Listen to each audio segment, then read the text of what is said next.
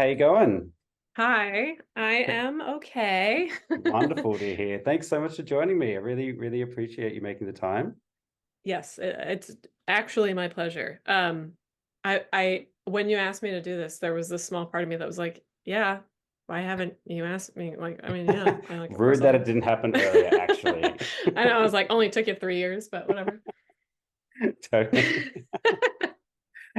Yeah, we're just saying, just before we've been like kind of chatting for quite a while now, just on Insta, just admire of your work, and yeah, you do amazing stuff. Obviously, like I am a color file as are Yeah, you. yes, Just it's a fair assessment. love your beautiful vibrant works, and kind of atypical portraits, and yeah, Oh, beautiful thank you. stuff. Yeah, Thank really you. really great stuff.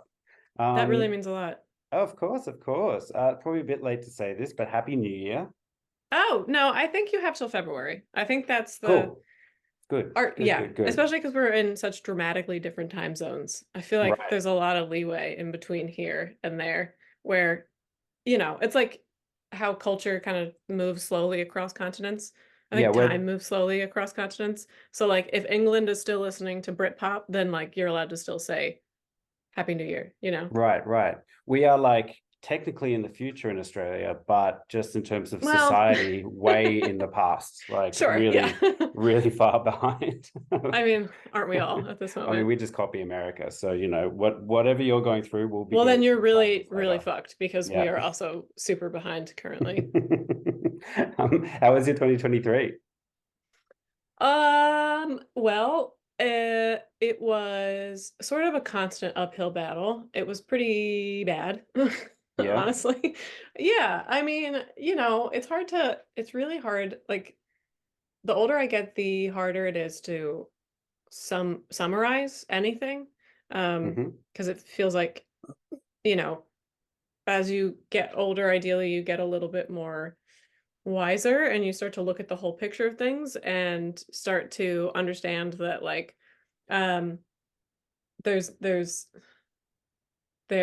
multiple truths are happening all at the same time and it's very hard to say like Right. good bad, and so I think that is very true of time and how again in the post-COVID world like how things sort of they're kind of moving simultaneously, which is to say that it was a difficult year, and also a beautiful year in a lot of other ways. So like in some personal ways it was really fabulous. In like work and global politics and all that kind of stuff it was shit like it was for a lot of people, specifically Yeah, sure creative people. was. Sure Yeah. was. Yeah, global politics is really, really scary at the moment. Yes. Yeah. Yeah, really not thrilled about the way things are going there. No. No. I don't really trust anyone who's feels differently than that right now. Yeah, yeah. I mean, this year, like, I mean, it's got to be a big fucking year for the US. I mean, for the world, but like, you've Yeah. got your election coming up, and there's just, I don't know, just every single world issue just Yep. is linked to the US in some Yep. way, Yeah, by design. We've made and it that way. yeah, a lot of people are. I feel that like a lot of people are seeing through the cracks of it all. It's like, and I think so. as much as I have, my criticisms of social media, and there's countless, but I think a lot Yeah. of that's due to social media because it's not just information isn't just coming through the media anymore. People are able Yep. to see things for themselves and kind of fact check in real time and all that stuff. But yeah, Totally. I don't know. Is there a revolution coming? You know, It's I don't, getting yeah, it's getting maybe. I don't hairy. know if revolutions always feel the way we think they do. Right. Like, because I don't like I'm not an accelerationist. I don't think that like people have to suffer for change to happen. And I certainly wouldn't wish another Trump presidency on anyone, because I know it will bring about more suffering. And, like if we're going to go back to the two truths, multiple truths at once thing, and people are actively suffering right now. And so we're kind of in a position where it's like, yeah, there's a lot to be said for the lesser of two evil arguments. And then there's this sort of third thing that doesn't really get enough attention, which is like when does it, something's got to give, right? Like, I think that anyone who is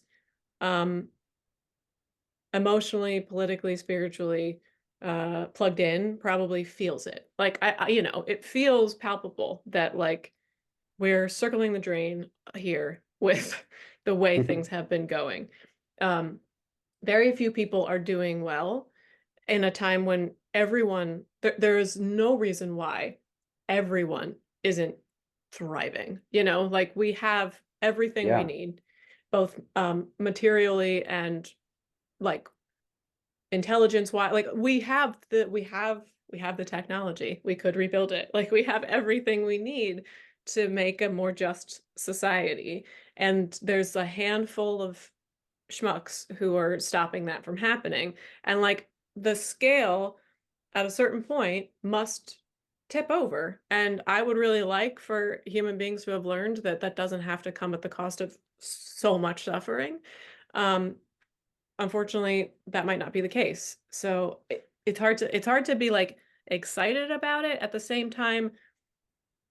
You know, there's I'm not excited about how things are now. So like at least there's the silver lining is that at least there's this, there could be something on the other side that's worth fighting for, you know, that's worth Mm. living for.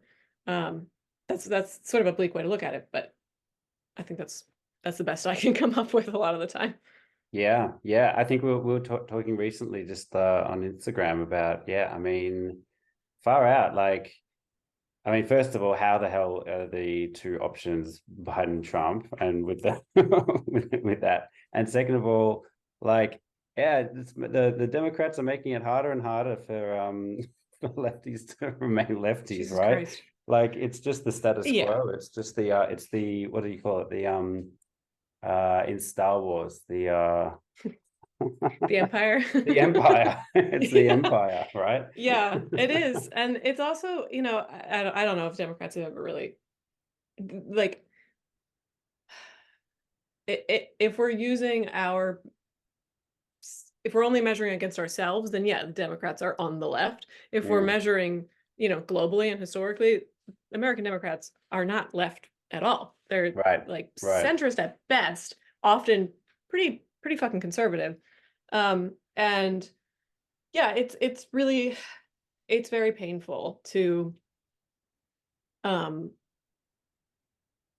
like no one ever said that clarity and goodness was going to be like was going to bring you peace, if that makes any sense. So I think that like a lot of people's pain right now in America, in you know, sort of any kind of like superpower countries or Western countries, is a lot of the pain is like this sort of very like raw awareness that like you say, because like social media is sort of making some things really unavoidable.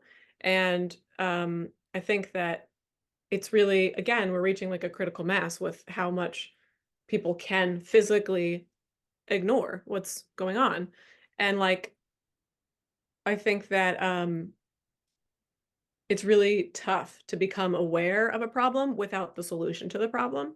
And existing in the Yeah. space we're in now is hyper awareness and no action. Which isn't to say that people aren't taking action. Everyone I know, and myself included, is like doing something proactive to resist or you know raise awareness or whatever. But like we're not the ones that push buttons. You know, we're not like the ones that make calls and have Mm, any ability to do the main few things that need to be done.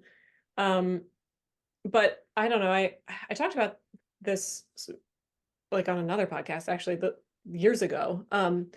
It's funny the timing of this, but like right after the pandemic hit, I was like doing a podcast with a friend, and it was like just another time of global crisis, obviously, and we were having this sort of similar conversation. And I had just heard this woman speaking about the Black Lives Matter movement, and she was saying that like there's a misconception that presence and power are the same thing, and that essentially like the Black Lives Matter movement, any kind of resistance movement, isn't necessarily powerful, but it has a lot of presence. And that with enough presence, you can kind of gain power, but it takes a massive amount of like energy and inertia and focus and movement to to make that metamorphosis, like to transition from just presence to actual power, to actual, like, being able to change things. So I hope that we're there. I hope that we have enough like forward momentum to actually enact change and to become powerful. I know we're capable of it. Human beings are certainly capable of it. Collective movements are capable. We've done it before. And I hope that's what's going on. I really do. Yeah, yeah, me too, definitely. Yeah, I love what you're saying about, like two truths simultaneously existing at the same time. And I think, yeah, I agree with that as well. Like, kind of the older I get, the more I don't know, try to be less like, try to be less like stubborn on my own opinion and actually realize Yeah, that, there are multiple truths at the same time. And why the hell would I ever think that I actually know? It's these things are very complex. But yeah. I did see. I'm not sure if I read it or heard you say it on a podcast, but you were kind of talking about optimism, almost like a stubborn optimism. Like there's no other way. Like you Yeah, you need the optimists to exist, even if it's just completely dire. I mean, do you still completely absolutely. feel like that? Yep. I totally do. And I feel, if anything, more convinced of that now. Mm, Um, because it's like I've done both. I have succumbed to utter doom and despair and seen where that got not just me, but the people around me, my community, anything that was, important to me. And then I've also steadfastly remained positive and looked towards the future and saw where that got me and the people around me and my community. And it's not about blind optimism or some kind of like, um forced positivity. delusion. Yeah, Yep, exactly. delusion, No. totally. It's pure, like I don't know, I've run the numbers and it feels like the only way forward is to maintain some level of optimism, because that's where action lives. Action doesn't live in doom. um and and I'm not by any means suggesting that it's happiness can be some I don't subscribe to the idea that like, oh, just choose happiness, choose joy, choose. It's like, well, okay, but like, the children who are getting their limbs blown apart in Gaza are not being like, they're not waking up and getting like, and like choosing misery, or like it's not it's not a power of positive thinking kind of situation over there. um so yeah, people are in very, very real pain, and I don't want to diminish that. I would say that I'm and most Westerners are in a position to choose some sort of proactive solution um over doom and nothingness. And if you have it in you to do so, I can't think of a better time than the present to try and do it. Mm. Um, yeah, yeah, I think it's 100% necessary, and again, kind of the only way forward. Yeah, totally. I mean, having experienced both ends of this spectrum, doom and despair, and then also, optimism towards the future. What have you found that kind of helps lean you in the direction of optimism, or yeah, what works? What is Yeah. is art part of Uh, that? yeah, it is. It definitely is. It changes, it is. It's like, I think that there's nothing, there's no, I harp on this a lot, but it's just because it's true that there's no stand-in for community, and there's no stand-in for human connection. Mm, totally. And like that includes acts of humanity. So like making art is an exceptionally human thing to do, and going to see art and supporting art is a very human experience. So that's definitely part of it. Anything that like gets you presently actively engaged in the, like holy moment of humanity is probably um the right next move. So whatever that means to you. I think that arming yourself with knowledge and like being a consumer of news and information and like podcasts and social media and all that is, it's not without merit. It's just that like you can't sustain hope on any of that. You have to like get engaged in a real way, in ideally a real space if you're capable of doing it. So yeah, I mean, like, I don't know. I personally have found a lot of comfort in creating things lately. I've been creating things with people. I've been um listening to more music, and also just like spending as much time as possible having actual conversations with the people I care about, and also just like new people that I might, that I care about, like on a um bigger scale. Um so like phone calls and hangouts and, like hearing other voices in Yeah, real life. yeah. Those are all important, I think. Yeah, it took me a while after lockdown to kind of bounce back into the swing of human Yeah. connection. I do think that this podcast really saved me though, because I Mm, was able to schedule a conversation a week. So I didn't yeah. just turn into a gremlin hermit that doesn't know how to talk anymore. I mean, I'm a gremlin hermit, but I can talk. So But with a routine. So right. that counts Right. for something. Yeah, for Yeah, I sure. think that makes sense. I mean, yeah, you're contributing to something. And I you're wouldn't go that also far. I wouldn't go that far. But well, I'm not saying it's valuable. No, I'm just kidding.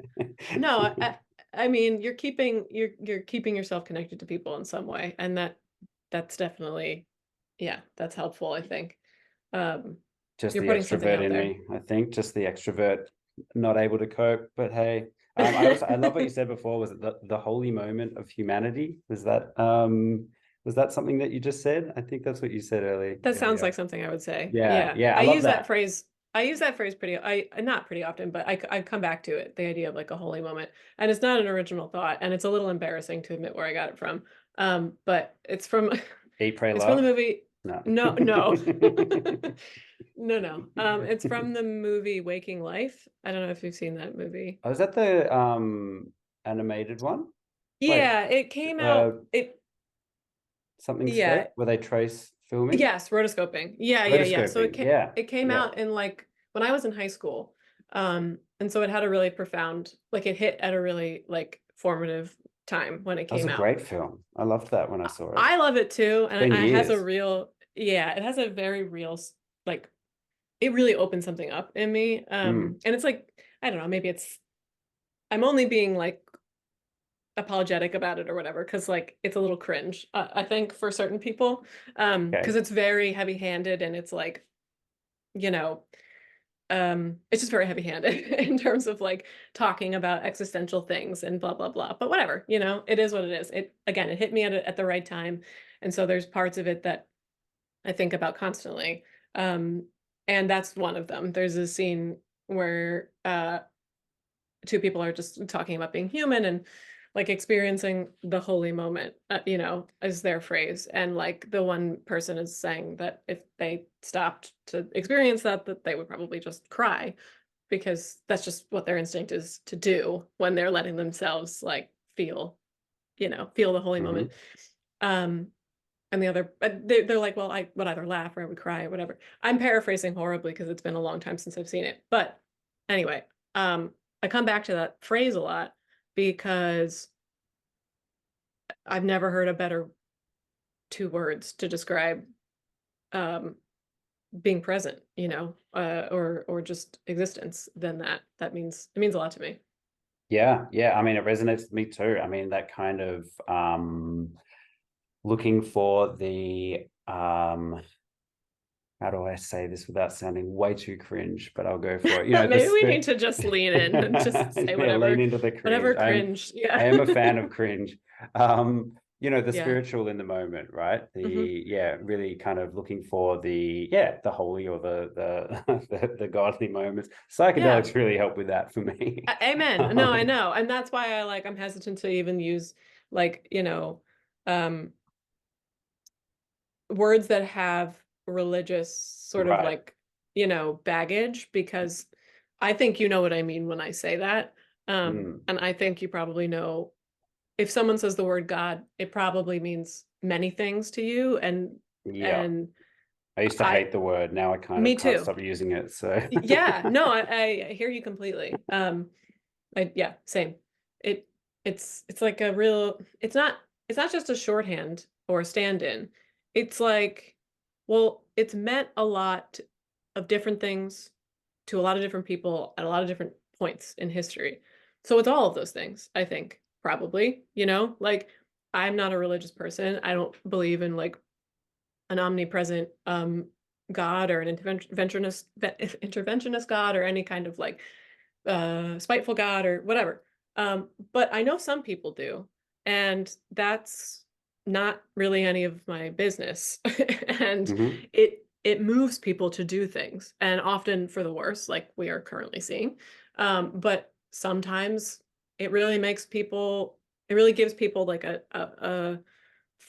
um, a path and an ability to be compassionate and all these really wonderful things. And so if that's God, then that works for me. Um, Even if my understanding of it or personal relationship to it is like very, very different than that. Yeah, totally. Yeah, I've got a funny mixed relationship with religion. Not religious at all, but Hmm. yeah, I have to, I'm a complete walking contradiction. Love ideas of the spiritual and even possibly a driving force to the universe that's above Yeah. us. I mean, who knows? Like, I don't know. Not like that's a bearded man in the sky, but then also, yeah, just the hard to reconcile with all the just horrors that religion has, that have Yeah. happened in religion's name. But I often have this debate with my wife, and do have to remind yourself of. I mean, everyone that gets so much out of religion, they are the quiet ones, right? The Yeah. I quiet mean, achievers, and they are yeah, the majority, the vast, vast, vast majority. So, I think that's very um, true. Yeah. And yeah, I need to, and yeah, I've been trying lately to watch myself with that shit because it's like, it's really easy to be resentful and to try and intellectually, you know, like flex or something. It's easy to fall into the trap of disproving or wanting to feel superior in some kind of way to people who like use God and use religion um, as an excuse to be their worst selves. But also right now, especially like people really need God. It's obvious. Like certain people mm, really need that. And like who am I to try and like talk someone out of the thing that gets them through this very challenging life? That's cruel. Like that's not a good use of anyone's time, I think. And like that's kind of what I take issue with like very loud atheists the same way I take issue with very loud religious people because I'm just mm. kind of like, is this how you want to spend your time? Like, I don't know what you're doing to benefit yourself or the people who you are, you know, trying to like one up. It's just it's Same, noisy same, and but it's different, right? yeah, yeah, yeah. And like I tend to agree more with atheists, but they're obnoxious. Like, loud self-righteousness in any direction is like obnoxious. It's not particularly helpful. And it is certainly not what's needed at this very moment in human history. It's like I've I've when natural disasters happen and when horrible things happen, you look to your neighbors for like food, water, and shelter and support, and you don't ask what religion they are. It's just not really that important, like It's in not a time relevant, of right? no, exactly. Yeah. Yeah. Mm. Yeah, yeah, yeah. Totally, totally. Couldn't agree more. um, yeah. Let's go on to your art. Your Okay. uh, Yeah. I'm let's get uh, optimistic. I do this all the time. Every time someone is kind enough to invite me on their podcast and like they know me from my work. I like it's the last thing I want to talk about. Not because I don't like art. Oh, It's I the most totally, important thing in my life. It's just like who I cares? totally know what you mean. Like, I just hear myself talk about my art, and I'm like, it's just, yeah, I don't know. Anyway, it's this, Yeah. it's Maybe it's that's a your sign world of though, right? growth. It Yeah, is. it's Yeah, it's it your is. world, Yeah. so you're in there all the time. So Right. yeah, Right. but Right. yeah, I mean, how would you best describe your art? I mean, I would kind of words that came to mind were like fantastical realism, you know, that's not quite, Yeah, I like it's that. kind of surreal, like kind of Hmm. surrealism, but exaggerations, Yeah. atypical portraits, but Yeah, magic, all there's that magic works. there. Yeah. That's great to hear. I'm glad that that reads. I was just saying to my partner today that I needed to be more magical. I just felt I felt myself get a little like rigid, I guess, lately in both my thinking and in my like expression, my Hmm. self-expression and even in my like artistic practice. And I'm glad that there's something like magical is like resonating with you. Yeah, I think all those words work. I sometimes say like hyper realism, like dreamy Hmm. realism. Um, Although I've been kind of moving away from that lately. I was like almost exclusively a portrait painter for the majority of my career, and I really like in the COVID era have stopped I'm not as drawn to portraits as I used to be, and I'm not as interested in making them. And I don't know exactly why. I was speaking with my friend Colin about it, and he was like, I don't want to represent, like, there's too much representation. And like, I don't know that I have anything to add to that conversation. Um, like, the last thing I want to do is make something that looks realistic, like I want to inject magic back into the conversation. And I kind of get that. I'm sort of there right this moment where Mm. um I'm making a lot more creatures. I've been sculpting a lot and I've been designing a lot more like um yeah, I think creatures, I guess, is that's what they are. I've been pulling myself away from like I reached a point with my portraiture and my skills, I guess, as a painter, where I was like doing exactly what I wanted to be doing in terms of skill and technique. Um, and that started feeling boring or just Hmm. limiting. Limiting is a better word, not really boring, but where I kind of was like, I don't, so what? Like, I'm good at that. I mean, not to be too like tooting my own horn, but I'm a classically skilled artist and I can represent things correctly, realistically, Yep. within Yep. academic like standards. Um, and I'm good at that. And but like just being good in that one way is not actually what I care about. It's not meaningful for me. It doesn't say anything except look at me, like these are good, like it's a flex. It's just a flex. So, yeah, I don't know. That's where I'm at right now. I'm trying to find out what else I have to offer and what else I have to say Yeah. beyond just skill. Yep, yep. No, I feel that. I think we're kind of about roughly the same age, and it's yeah, it is that kind of thing where both representational painters. I often kind of I flip-flop between that too. I'm like, Hmm. oh, should I try and push myself in a different direction? And then often when I Yeah. do, I just feel like it's not, there are other people that might do that better, or it's Oh, there's always definitely important to someone. play. Yeah. Yeah, yeah. And then I kind of flip-flop between, like, because I paint landscape, and it's just Hmm. like, you know what, the nature has it all. Like, I don't need to constantly reinvent the wheel. It's like Hmm. I'm very, very happy and content of just like making my paintings kind of like odes to nature in a psychedelic Yeah. lens. Like, that's wonderful. So, and yeah, maybe like part of that is also just making art that doesn't always have to be exhibited, not I think that's everything a part has of to it. be your new body of work, your new direction. If you can keep, Yeah. you don't, yeah, it is part of that artist curse, right? Like, just as you get really good at something, the tendency is to scrunch it all up and move into a different thing, because you got to constantly reinvent yourself. But Yeah. some artists reinvent themselves, and some are honing their skills. Yeah. Both, I think both are perfectly valid. But Me too. Yeah. yeah. And I think that like um it's like there's I've come to accept that there is a like a craftsman in me and an artist. And those are not the same thing. So there's something in me that wants to be wants to technically understand my craft and learn the techniques and skills and hone those and continue to evolve and get better on a technical craftsman level. And then there's an artist that is really kind of unbothered and uninterested in any of that and just wants to express and play and um you know make messes and experiment and just do the thing that art does. And like, so like when I'm, the sweet spot is like both of those things kind of working in tandem. But they're not always. And certain times of my life and career, I'm like more interested in uh nurturing one side, and then certain times I'm more interested in nurturing the other.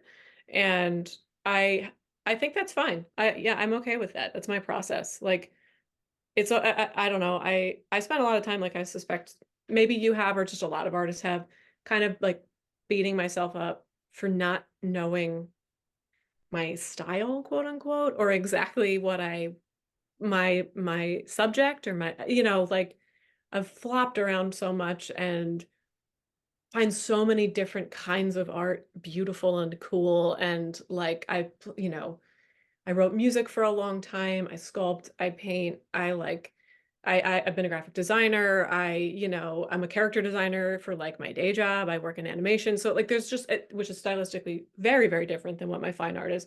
And I've spent so much time like feeling um frustrated with my ADHD and like frustrated with my inability to just focus and be like, I'm the person that does that. Like there are amazing artists and you know what their work is immediately because of the thing they do. And I'm just not, it's not who I am. And maybe that's fine.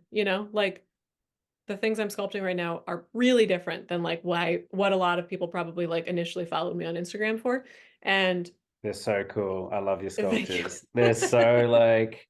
They're so rad and creepy and awesome and just gnarly. Well, Like thanks. so that rabbit you It's what's in just my did heart. was so good.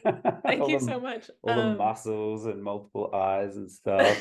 Like it's Thank hardcore. you. It's sick. Thank you. Thank you. I love it. I'm really happy Yeah. that you like it too. It's, speaking of like following your cringe and leaning into all that, it's like I am a dweeb. Um, and I don't mean that in any kind of like self-deprecating, like cutesy way. I like, ugh, man, I love it. I love like I'm a deviant art kid in my heart. Yep. I Yep. love it. I do. I love it.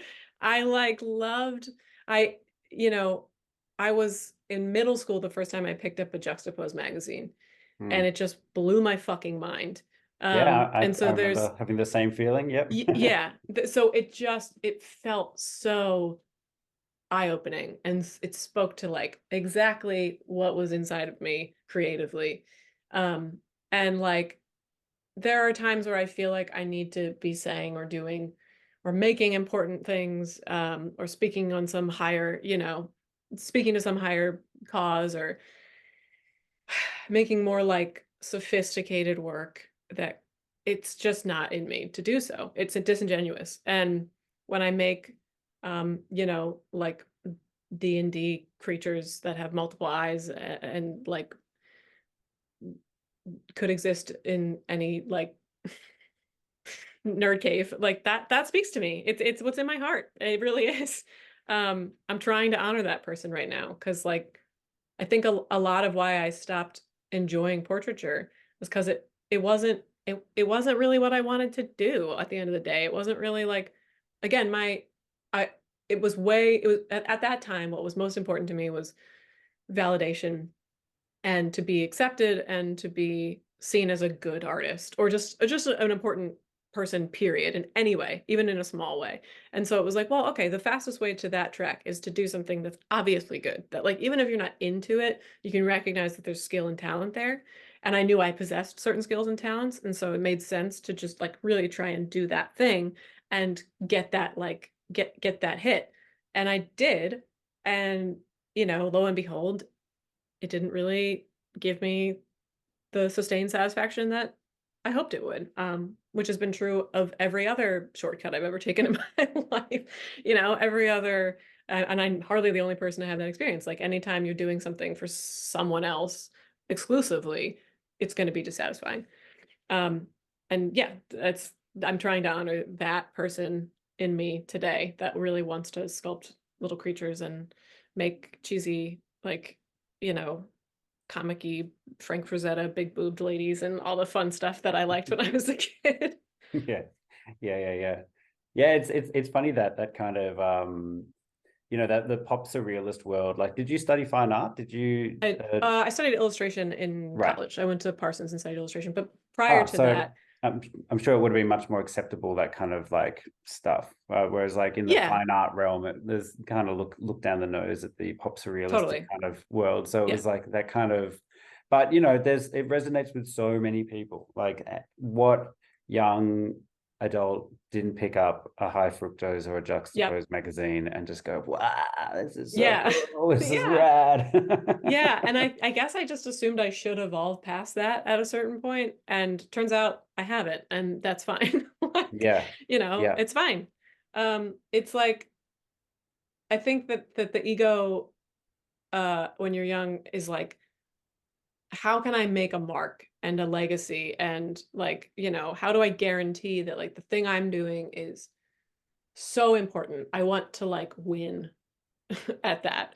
Yeah. And really few people have a most people who get remembered don't do so intentionally, is one thing to realize. And those that do have to make a lot of compromises along the way. And that's not worth it for me anymore. Like it's not the pursuit of greatness for some kind of like ego reason or legacy or to be remembered after I'm dead or whatever. Like it's not worth it anymore. And that feels like a healthy it feels like a healthy thing to let go of. It's because it's definitely not going to make good. If that's my motivation, I'm not going to make good art. Um, and if it's the only thing that, if it's the end goal, then I won't even be alive to enjoy it. So like, what's the point? I may as Mm. well just do things that feed my spirit and, like you're saying, hopefully resonate with other people while I'm here, while I'm able-bodied enough to do it. Mm. In terms of compromise, do you kind of mean more like getting caught up in comparison and then trying to kind of accommodate for what others are expecting of you or galleries are expecting of you, or is that kind of what you're Yeah. talking about? Yeah, that's part of it. Mm. That's definitely part of it. And like I think it's I don't know, I'm 35, so I'm a millennial, like very, very squarely a millennial. And like a lot of other millennials, I I have fallen victim to the like special child syndrome, meaning like we're a generation that was really given a lot of love and encouragement and a lot of runway to like spread our wings and figure out who we were, and I think that that's good. I think it's certainly better than like withholding or like pressuring children to be certain ways or whatever. And the downside is that encouragement and like telling every single child that they are like you know, can do anything and be anything and are the most unique, wonderful person in the world without any practical like life skills to back that up isn't exact. Like there's diminishing returns on that kind of like parenting and that kind of like adolescence. And so what seemed important to me was to be special, to continue to be special in some kind of way. And I didn't have enough self-confidence or experience accepting that that's just inherent, like that you just are those things.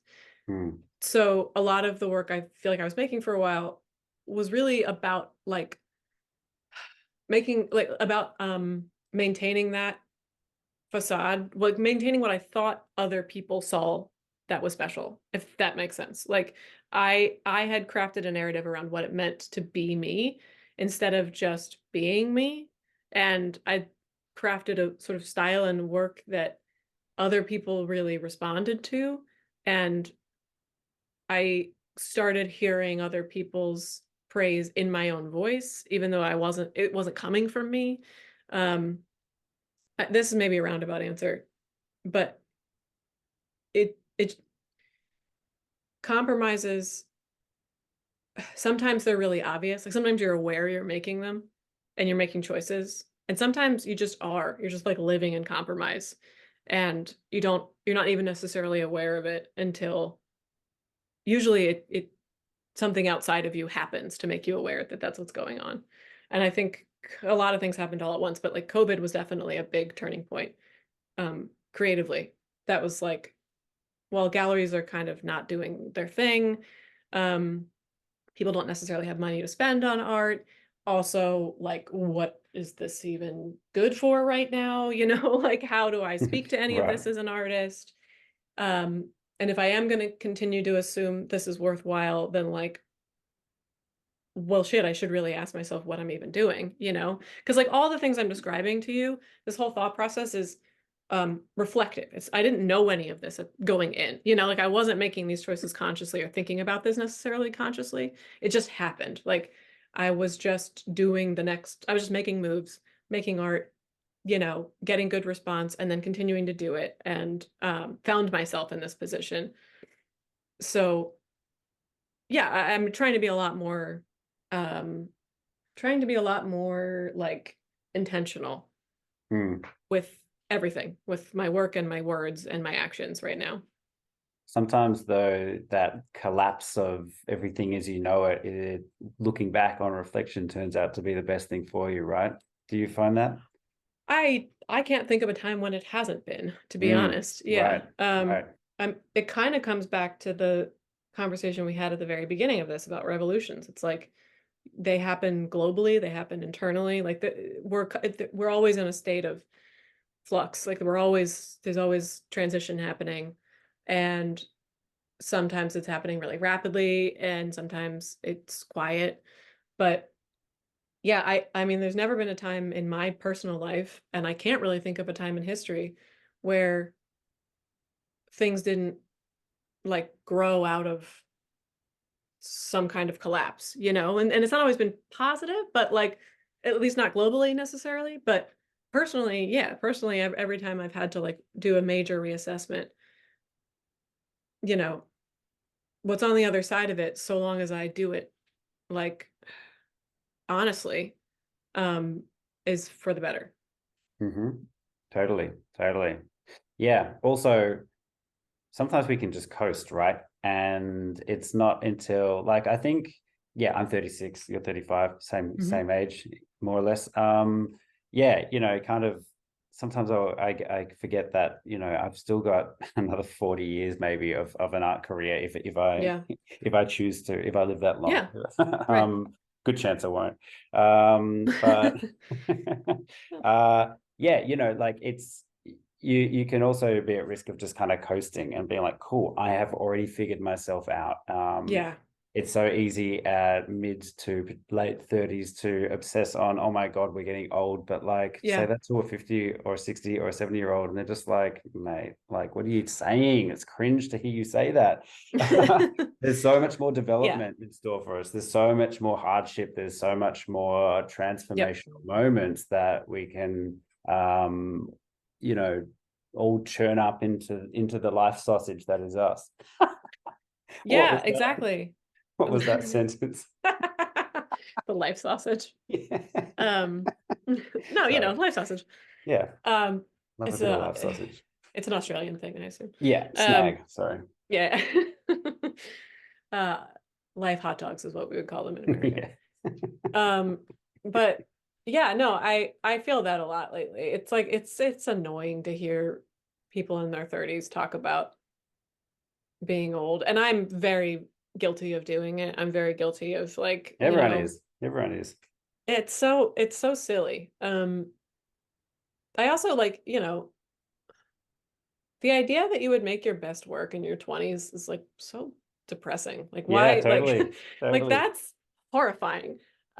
Because I don't know, I don't know about your history or your upbringing or your past, but like if I peaked in my 20s, I would fucking kill myself right now. Like if I thought that Right. that was the absolute best I could do, like that's not, oof. Yeah, there's a whole world of change that happens in between 20 and 30, and there's a whole world of change that's always happening, always, always, always. So my 20s were really painful and fun, but like full of chaos and um insecurity and starting over, messing up, starting over, messing up. Yeah.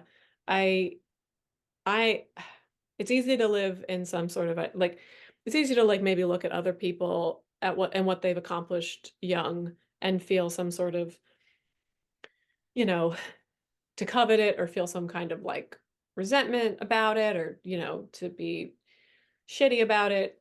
And I think that's probably just human nature. At the same time, like, I don't know what I would have done with a golden ticket at 20 or 25 even. Like, I don't know. I don't know what would have. I mean, I was a pretty severe drug addict for the majority of my 20s and got clean at 25. And so like I cannot imagine what I would have done with real success before then. Like I shudder to think Mm. what I would have done. And then after that, I had to completely rebuild my life and um like learn who I was. And so any work I was making at that point was it spoke to my like who I was at that time, but like I'm glad that it's not out there. Like Mm. I'm glad that I didn't, you know, I don't feel like I've peaked. I don't know if that's like, I think you can keep peaking. Everyone I admire just keeps doing it. It keeps making cool stuff, keeps evolving in some way, shape or form. That is the best thing I can imagine, is to every 10 years think, wow, I'm happier than I was. I am more interesting than I was. I'm making cooler things, and I'm a better person. I'm better to the people around me. Um, hopefully that is hopefully that trend continues, and Yeah. hopefully it continues with my work. Yeah. Hey, good on you for getting out of that, Oh, thanks. really, really rough addiction that you were in. And yeah, I mean, that's another thing. The older you get, the further away that period of your life gets. And it's actually Yeah. just all part of the stepping stones that make you you. Hmm. And like, that's 10 years ago. Um, mate, well, would you even change it? I mean, you might, but also like 10 years later, you might be like, you know what, absolutely not. Like No, those I are those hard, like there's something in, proper discipline and the hard lessons in life that are really what actually make you good. Most people think they're good people, and it's not until they're yeah, like tested against real difficult things where you have to actually make choices. You have to yeah, actually iron out the creases that actually make you, I think, a good person. yeah. I mean, I think, yeah, certainly. And no, I wouldn't. It doesn't even feel like a useful thought exercise anymore at this point to consider what I would do differently or whatever, Mm, because it's like that. I mean, the obvious answer is that that's you can't change it, so that is a waste of time just by definition. But also, like, it's actually productive to consider how you could change your future. It's really productive to consider how you could be more present and how you could be, a more like a good person now, right now. That's a really good use of your time. Um, it it is so self-indulgent to hold on to that level of regret. It's like, and I get it, I understand it. It's not like I don't have resentments or like I don't get caught up sometimes, but I don't pine, and I definitely don't like I'm not walking around with any like deep-seated regret, least of all about that. Because like, hey, clearly I was in pain and running from something and was sort of those were the coping mechanisms I had at the time. And in order to gain the ones I have now, that was just my journey, like that was what I had to do to get better.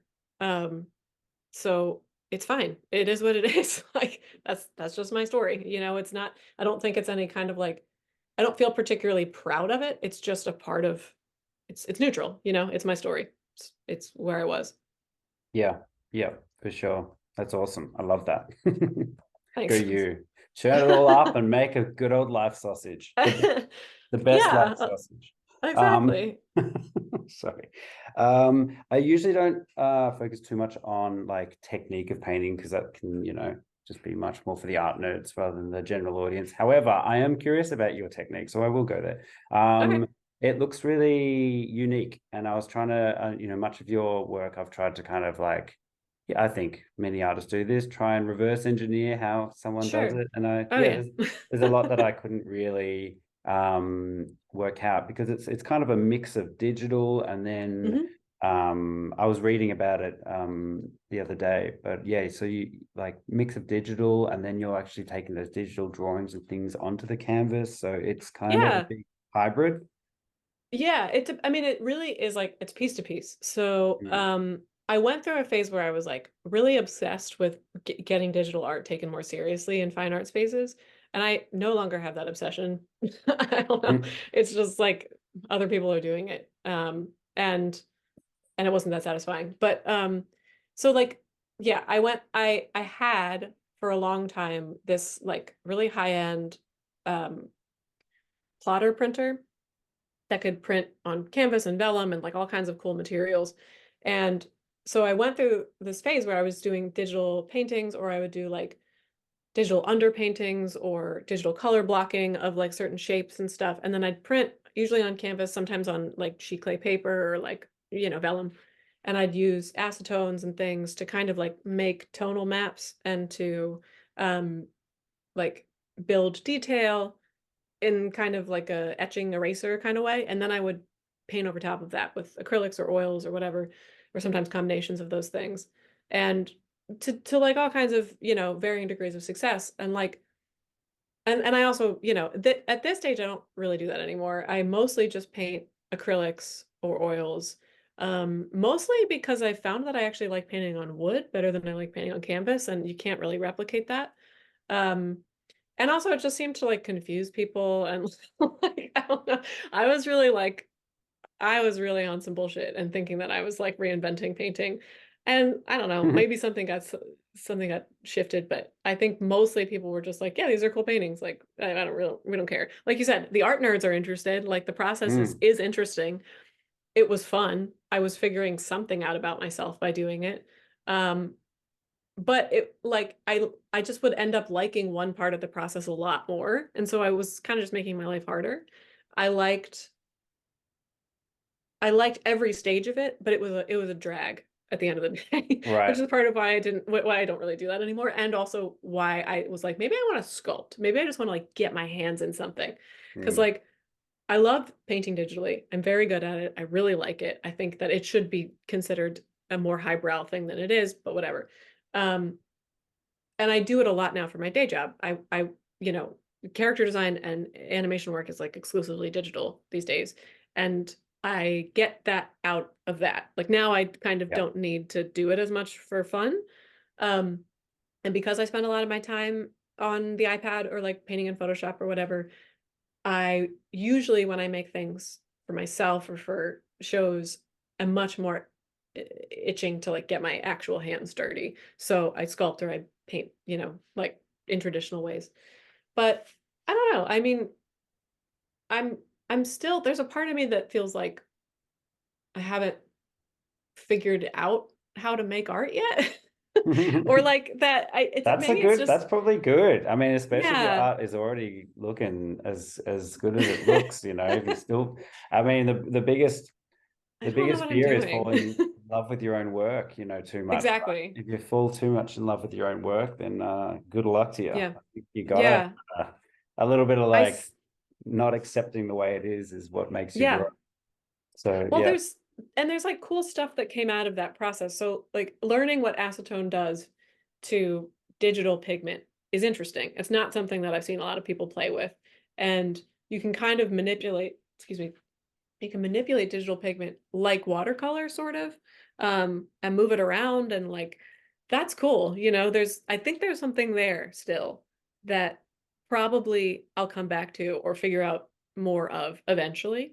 Um, right now my focus is elsewhere, you know, like right now I just it's not something I want to explore or spend a lot of time with. But also, like, I don't know, I like the idea too that maybe I put that out there and I started playing with it, and someone who's just like better at it than me will keep doing that, and that'll be better.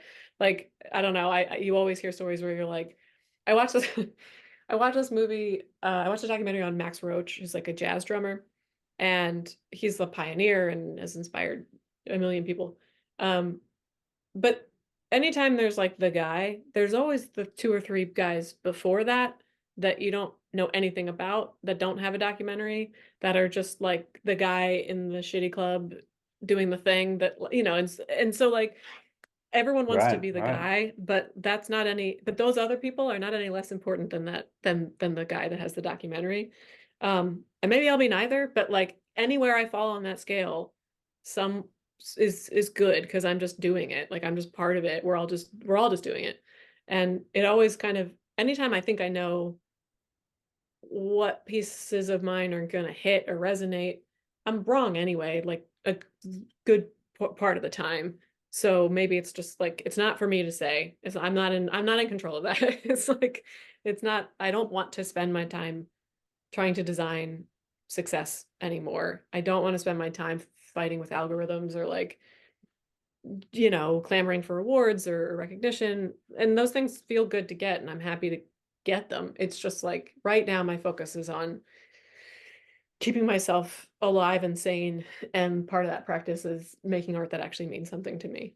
Yeah. Isn't that freeing though? Starting to like care less about that stuff. I mean, I I think feel so. like I kind of had a bit of a, yeah, quit all my galleries and I'm just like, I just can't do this right now. I need to just Yeah. like take stock, fill my cup, and then just make work that I want to, that impresses Yeah. me or something. But And I think yeah. sorry.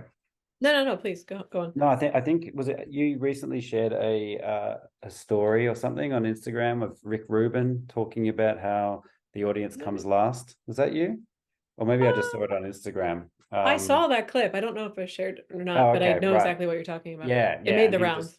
yeah, I mean, so good. Just like the audience comes last, and it sounds like such a rude thing to say, but it's totally true. If you're making stuff Yeah. to cater for an audience, like I don't know, I'm sure, yeah, sure it's good, but it's I mean, I think comedy is very much like that. Like the best Yeah. comedians are the ones that are really cracking themselves up, Oh like yeah. really Yeah. making or really just trying to make their friends laugh or like the comedy friends laugh that where they Yeah. it's undeniable and that translates, that Yeah. translates. I mean, doing anything, I I kind of exist in like this in between space because I make commercial work too, you know, because I work I either as a designer or a character designer or illustrator. It comes from outside of me. It's client based. It's, you know, prompted, and it's not necessarily up to me what works or doesn't. Like I don't have the final say. So the audience in that case is kind of king. And that is good. Like that is an exercise in letting go. And it feels good to contribute something creatively to something outside of myself, maybe possibly even for something I'm proud of or a cause I like or a story I want to contribute to. Not always. Often it's, you know, hot shit, but like whatever. It still feels good to let go of it.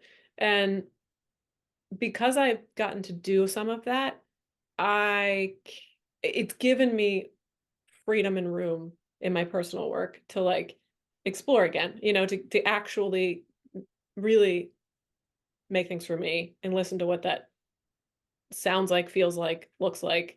Um, and it's made it easier to let go of things outside of my control. It's made it easier to let go of the fact that Instagram is dying. It's not helpful really in terms of like building a career like it used to be. Social media right now feels like it's better used elsewhere. You know, like I'm less interested in reminding people to buy my art there right this moment. And like that all it's a you can always follow.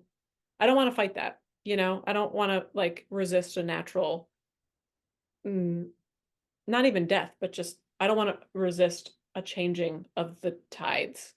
I think that whether it's artists or just in general, when you see artists hold on or repeat themselves or, you know, like clearly pander, it's icky. It feels like bullshit.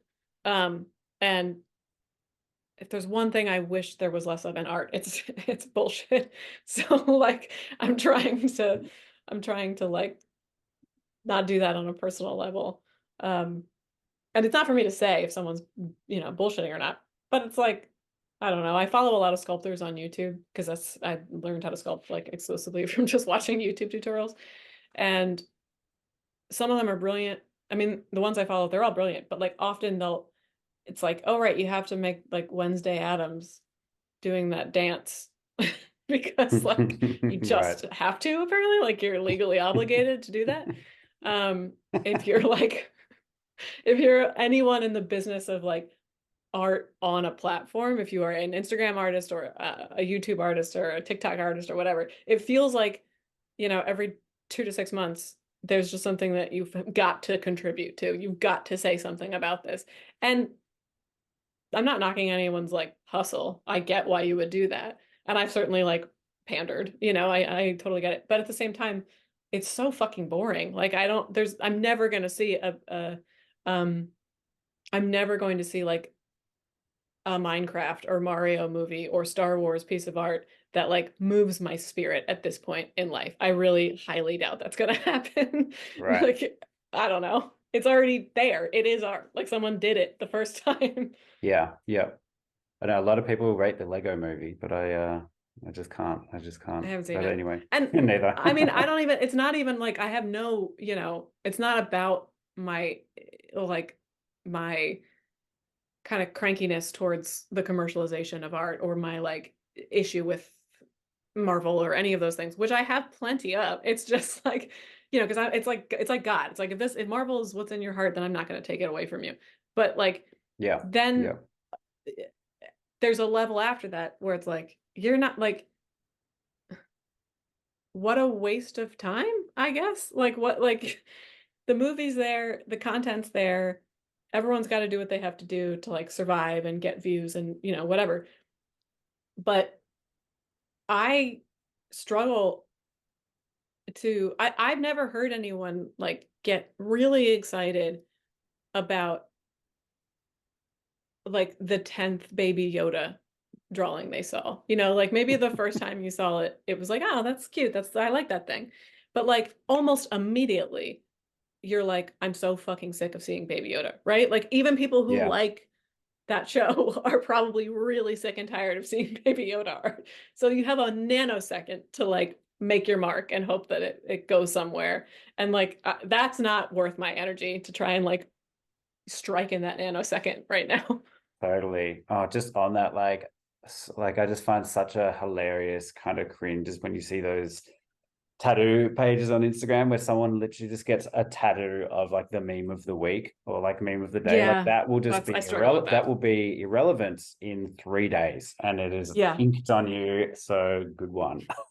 And it's not, you know, yeah, I'm not even angry. It makes me sad. It Yeah, hurts my it's just feelings.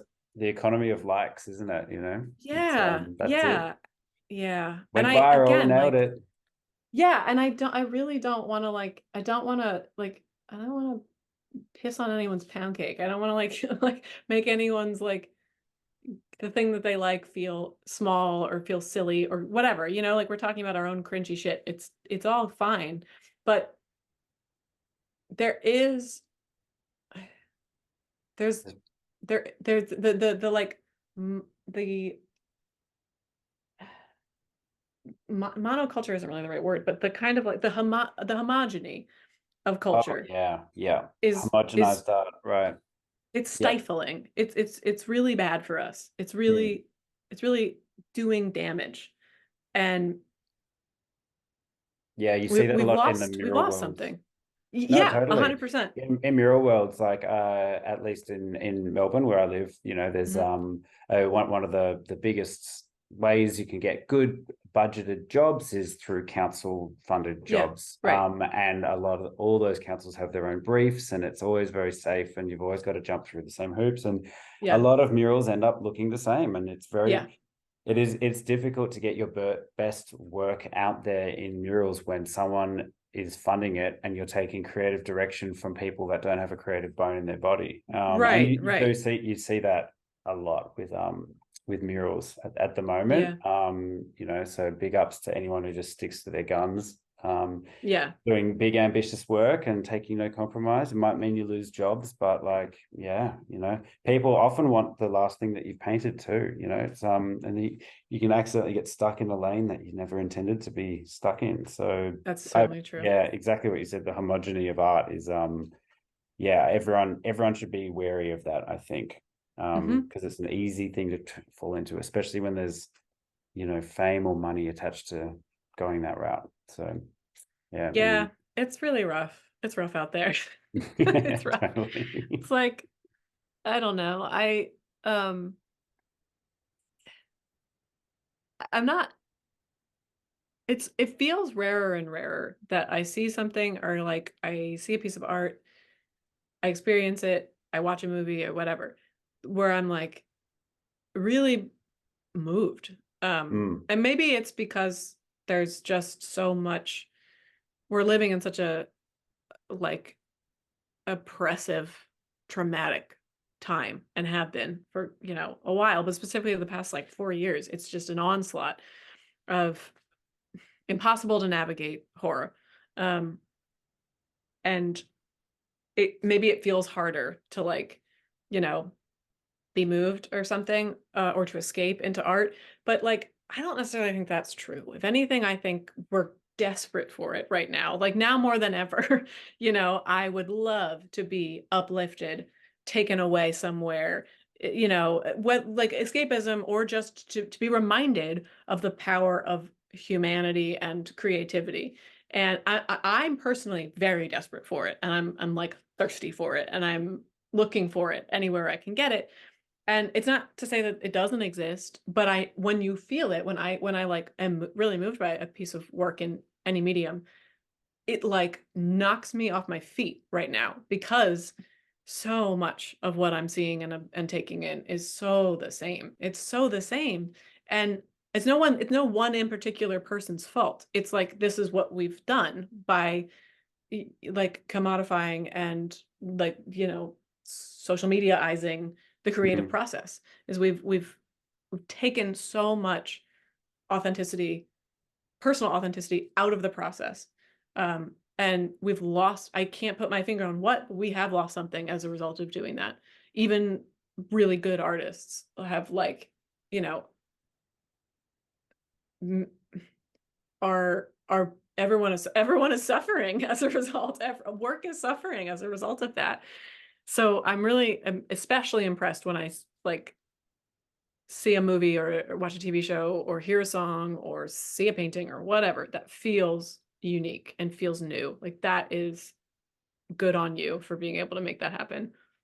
yeah, yeah, I totally agree. And I often feel like, especially in the rise of things like AI and all that, like there is something Right. about some people definitely embrace that future tech version, but I've seen a lot of artists as well just going back to basics, and Yeah. just getting to the essentials of what. And same with music, like one time Hmm. I was asking for call outs for new music because I needed that new sound, and then my friend just like back to basics, mate, and just he got me onto Bill Withers, and I Oh only heard yeah. a couple of songs. I'm like, fuck, how good is Bill Withers? Like that, Right. that was what I was after, just working through Bill Withers' discography at that point. I'm like, this is the new sound for me because I haven't heard I half get these that. songs. But I yeah. totally get that.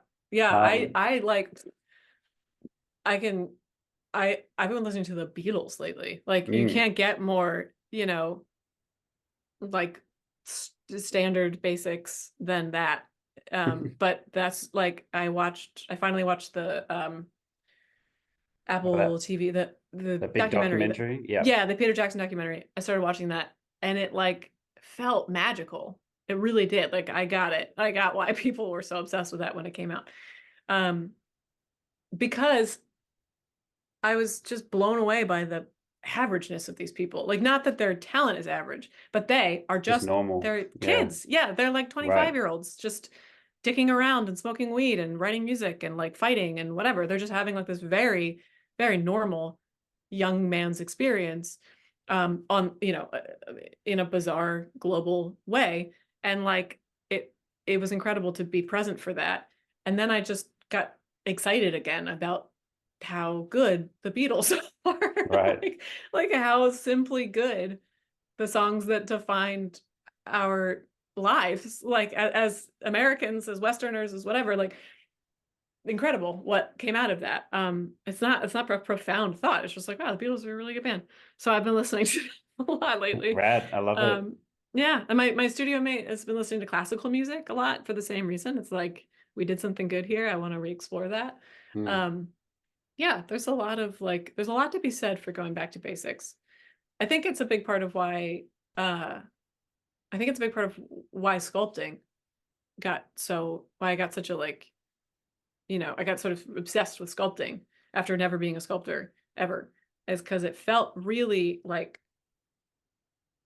it's like when you're a kid and you start moving your hands, that's and expressing yourself through that. It's one of the first ways that we do that. And there was something that felt really soothing and like um nurturing to myself to move my hand, like to physically play with clay and move things and like get the tactile experience of that. um A lot of it fun. Yeah, it's fun. It's really fun. I Playing. mean, Yeah. it's It's like, playing. It's mm, it's Play-Doh. It's like, yeah, it feels really good to make things that way. yeah, totally. MK Komins, we've already gone over time. Oh, whatever. I really appreciate you coming on. I've thoroughly enjoyed this conversation. Me too. And yeah, love your work. How do people get on to your work or buy a Sure. print or you know? Yeah, you can find me on, I mean, I am on Instagram. My main like fine art page is m.k.komins. Um, MK Komins. And then I have a secondary page that's my character design work and my illustrative work if you're into that. And it's the same thing _illustration. So m.k.komins_illustration. I have a website, mkkomins.com. I do have like a big cartel shop you can get to from there. There's a handful of prints available, but it's like kind of in between that right now. But I'm also like, you can always DM me. I'm always up for cool commissions. Um, I have worked through Arch Enemy Arts in Philadelphia. I have pieces floating around all over the place, but I'm happy to also like direct you to certain things if there's something you see on my Instagram or my website that speaks to you. And also, I'm such a fan of your work too. I know that this is an interview Oh, and it's your thanks. show and you've been talking about me and that's great. But like, I really, again, I'm a color obsessed human and it's everywhere in my work. But like there's something that is so like, you really nail it. Like you Okay, really thanks, mate. make really clear choices with your work. And like, even though your color palettes are really clever, like you're never, I'm always just so like, it's like a breath of fresh air just looking at one of your paintings because your color choices feel so natural. Like they're obviously otherworldly, but it doesn't feel like labored over, like you're, thinking too hard about it. It just feels so natural. Um, Everyone should be looking at your art too, if they aren't That already. that really means a lot. I really, really Ah, appreciate the kind I words. love it. That's really, Yeah, really kind of you to say. sure. Thank you so much for coming on. Everyone get on board and have a bloody excellent 2024. It's going to Yeah, be I'll do my carnage out best. there. Yep. See you, All of everyone. us can do our best. Awesome. Bye.